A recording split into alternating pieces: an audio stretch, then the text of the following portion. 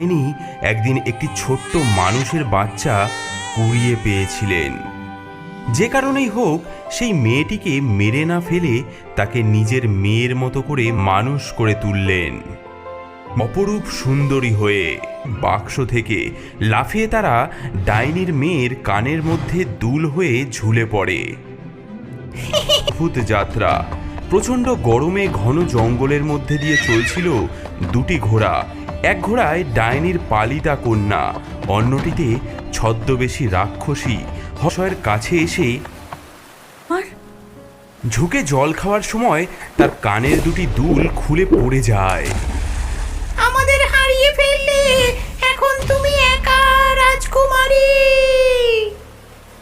আমার আসল রূপ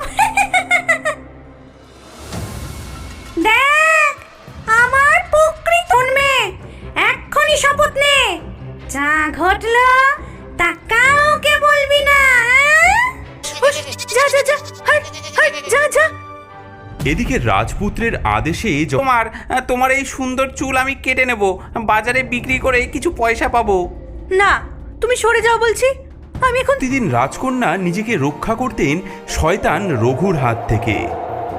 আর সহ্য করতে পারছি না, কথা বলে বলে হাই মেঘদূত, আর ঘোড়ার মাথা উত্তর দেয়। আমি নিজে দেখব। কাল ভোরে না, তোমার মা জানতে পারলে নিশ্চয়ই তিনি অনেক কষ্ট পেতেন। রাজা আরও দেখলেন কিভাবে মেয়েটি বাতাসকে আদেশ দেয় কোনো ব্যাপার আছে। আর চুল্লি, তোমাকেই আমি দুঃখের কথা বলি।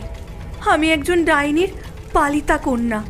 আমার বিয়ে ঠিক হয়েছিল এই রাজ্যের রাজপুত্রের সঙ্গে, কিন্তু পথে আজ এক বিচিত্র গল্প শোনা।